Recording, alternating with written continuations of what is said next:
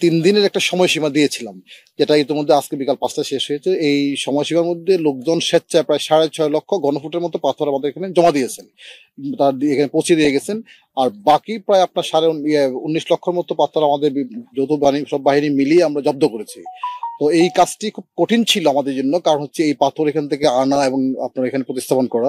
এই 26 লক্ষ ঘনফুট, প্রায় 26 লক্ষ পাথর যেটা উদ্ধার করা হয়েছে বা জব্দ করা হয়েছে, এই পাথরের মধ্যে প্রায় আপনার ধরেন 11 লক্ষ ঘনফুটের প্লাস হচ্ছে আমরা এর মধ্যে প্রতিস্থাপন করতে পেরেছি।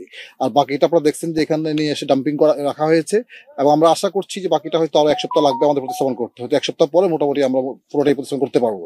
তো এই কাজে এখানকার স্থানীয় রাজনৈতিক নেতৃবৃন্দ সহ ব্যবসায়ীরা এবং হচ্ছে ট্রাক মালিক, শ্রমিক যারা রয়েছেন তারা কিন্তু আমাদের সহযোগিতা করছে। কারণ প্রতিদিন এখানে 500-এরও বেশি শ্রমিক কাজ করছেন, 400-এর উপরে নৌকা কাজ করছে, এবং হচ্ছে আপনার এখানে যারা আছে আপনার কি বলে যে এই ট্রাক প্রায় 300-এর অধিক কিন্তু ট্রাক, কারণ এই আমরা জানেন যে পাথরগুলি অনেক ওজন, ফলে হচ্ছে কি 300-এর অধিক ট্রাক কাজ করার পরেও কিন্তু আমরা প্রতিস্থাপন যেমনি চাচ্ছি সে করতে পারতেছি না, কারণ হচ্ছে যে এটি সময় লাগতেছে।